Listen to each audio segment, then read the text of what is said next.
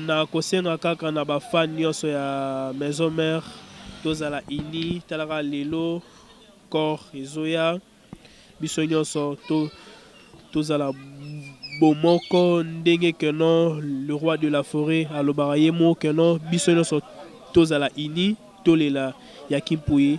Na osenga toujours na bafan bazala posé bazala calme tolela ya ADT en Kimpui dans les bons.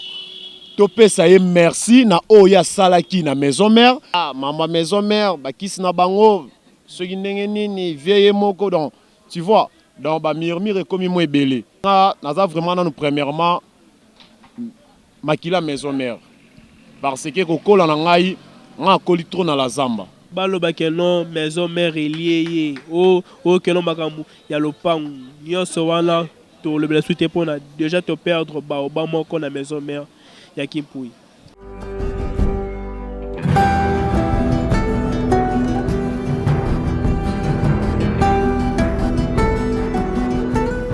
Salut à tous les internautes. Salut bana poto nyonso o bolandaka Congo America TV. Salut na batu nyonso bazomi partout dans le monde. Oh, bah, ça aura toujours na posé aux informations. Il y a Congo Kinshasa, information, il y a Kin la capitale.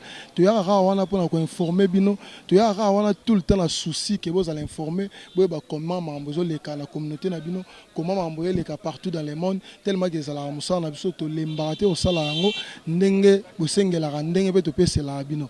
En tout cas, tous ensemble j'espère que batinyo so bazomi devant betando ikena ba o Hollande biso ba comprendre déjà pourquoi attitude parce que tu perdre un homme cher les sous donc c'est-à-dire les bêtis sous cette fois-ci kaka na ndaku na biso les sous pourquoi na binda na biso parce que biso nyonso to ebi que ba jeune ba garçon ba il y a ma génération oyo bazabana ya génération wenge donc mamno so tout à wenge musique tout à maison mère BCBG ou quoi que ce soit disons la clan na wenge ya mambo tout à biso donc j'espère boyebi da nini onanga lobela parce que tu perdre ADT à Kimpui a ucho tika biso bakalatia la fois passée ezalaki Vemoni production au déjà terre de nos ancêtres et ambaki na kimia mais kaka quelques jours après, tu perds sous un homme cher encore, ADT en Kimpui. Bino boebi émotion to anango ni ne sa biso.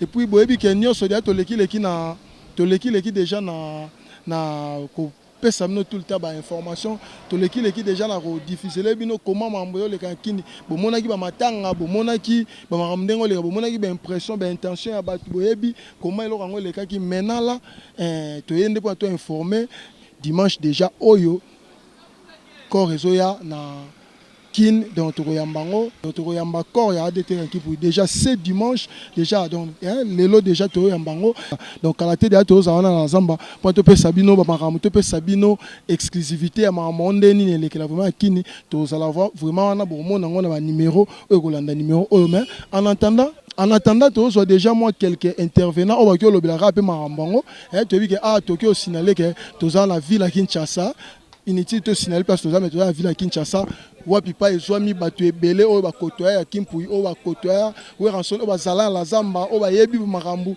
oyo bazabe batu ya télévision oyo bayebi makambu elekaka donc baki ozanga maloba te oloba voilà je signale déjà la présence de l'artiste et son coupé la présence de l'artiste et son coupé à mora ba artiste un comédien et ya évoluer en un groupe ya Duche Kapanga ameka olobela pe mo ndambu sur Likambo Kweli, famille, Wenge Musique à Maison Mère. Bonjour. Ouais, bonjour les grands chroniqueurs, Moro de Tigalane, Bebem, les gars.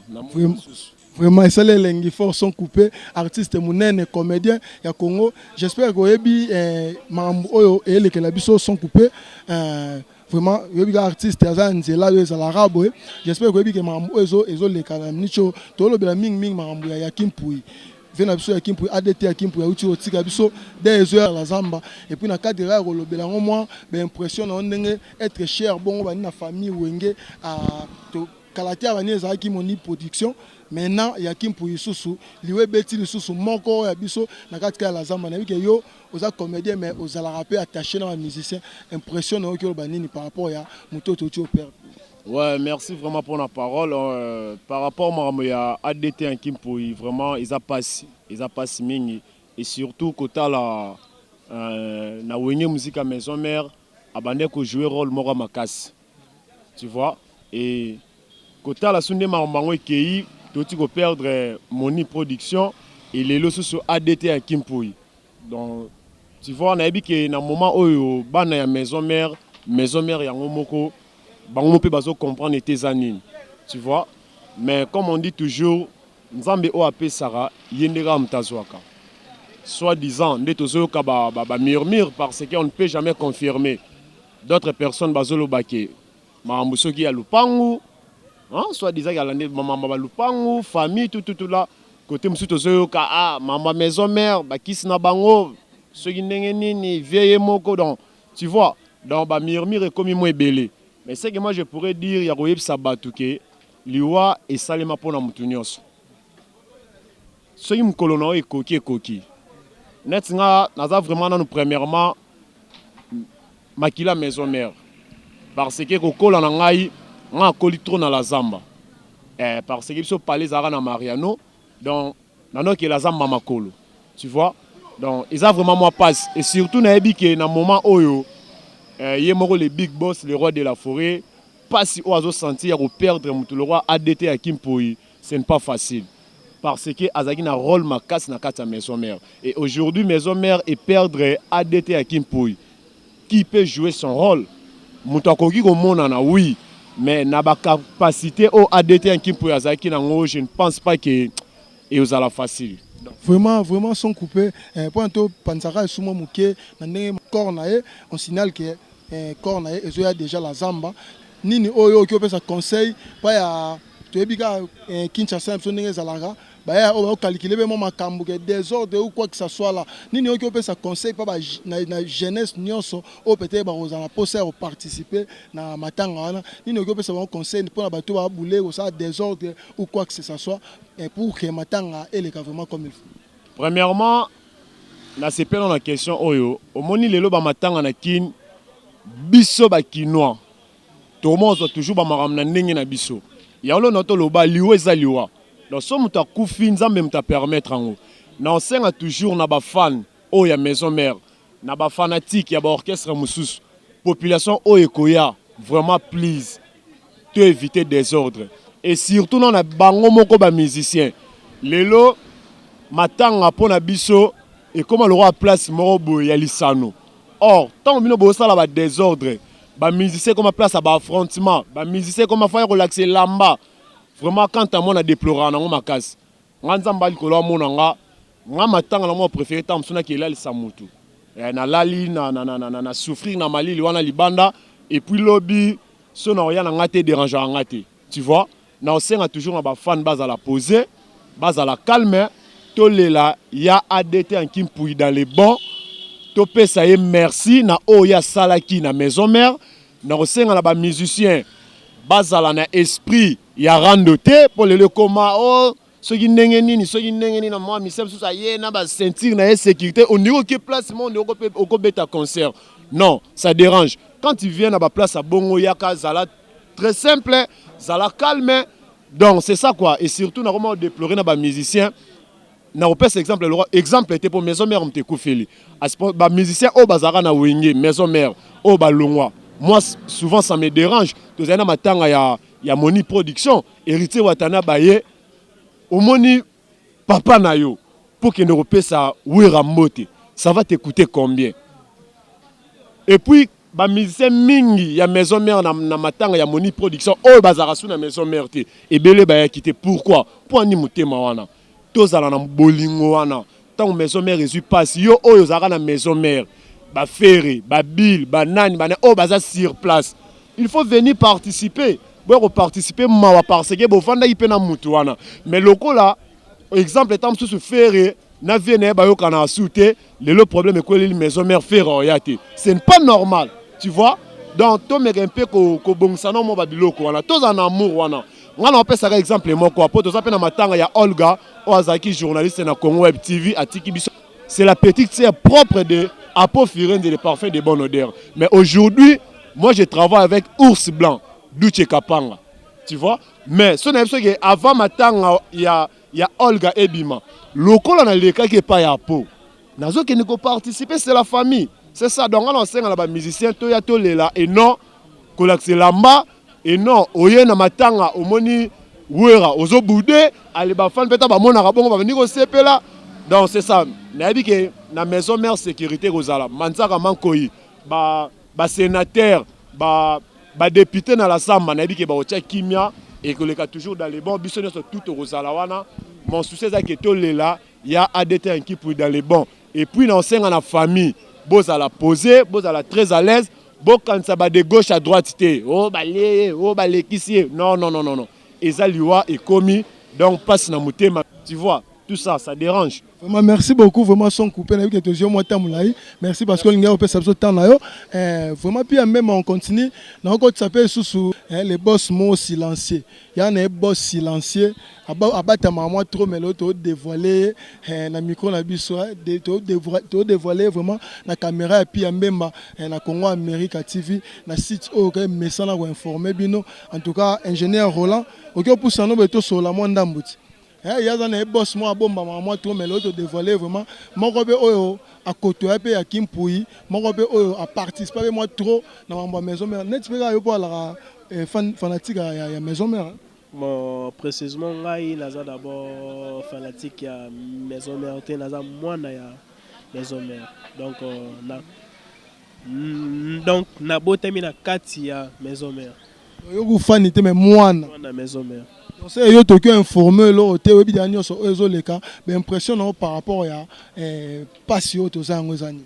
Bon, premièrement, d'abord on a souhaité condoléances dans les rois de la forêt pour bien à papa. Deuxièmement, n'est qu'à rendre grâce na Nzambe yemuta pesaki paye mutazui na oyonga bien d'abord premièrement tonton Yaki to bandaka ko fa l'année précisément na salongo to bandaka ko se côtoyer très bien. Donc il était vraiment un grand frère pour moi. Na ba conseil na nyonso na vie sociale. Donc azaki mutu moko bien humble.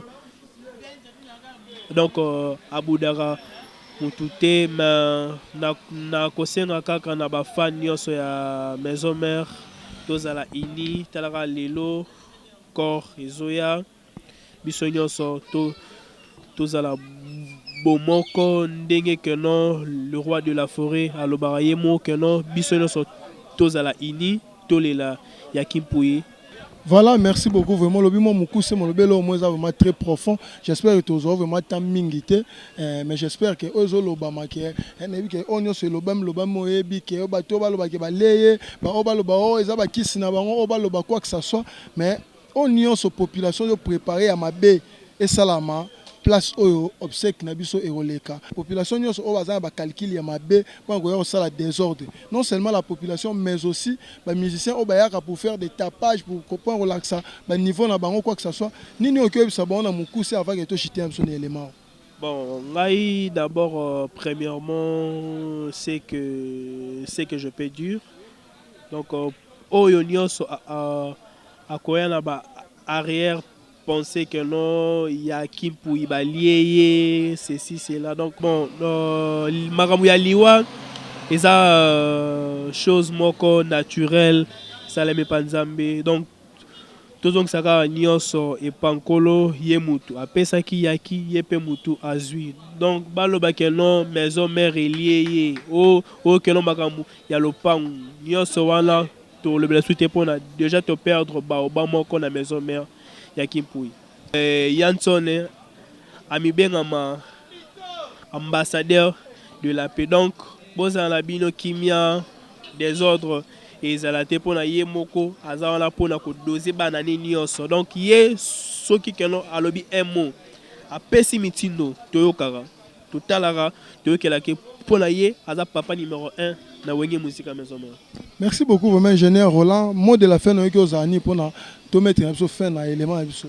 Ouais, mot de la fin là précisément naké d'abord ko la chapeau na souhaité encore ba condoléances na ngai na famille maison mère Mobimba précisément na président na biso Weranson oyo d'abord aza choqué na passe oyo lisusu to lisusu kozwa na kati ya maison mère. Bon, eza chose moko naturelle nzambe kaka pesaki ye pe kaka mutazwi. Donc mot de la fin na ngai yango. Merci beaucoup, ingénieur Roland. On a vraiment intervention. Il y a chaque personne à l'andara vraiment maison mère de près. Au hasard vraiment au sein il y a orchestre ya Weranson ndé mambo le kaka na Congo et puis banakine au balandara moi bien information au passer dans la communauté ya Congo Kinshasa. Vraiment bientôt là tozala wana vraiment na kati. Là je remercie puis Mbemba les caméramans incontestés azaki na sima ya caméra. Je remercie Patrick Mbouya, Pat 5, je remercie Juvenal Moula, je remercie Rolls Niance, je remercie Génie Français, Masanga Tongo et Muzikana, je remercie l'ingénieur Roland, prêtre à la gauche nangai, yel ngane de abord mais l'on a bois qui est na timbisi na caméra, vraiment sali bien makasi, je remercie sans couper parce qu'il y a intervenir dans élément vraiment être lembaté ko pesa bino be élément être lembaté ko informer bino ndenge za la rapport ça bino yango pe la tarabiso comme devoir. Donc pour aujourd'hui, je vous dis bye et au prochain numéro.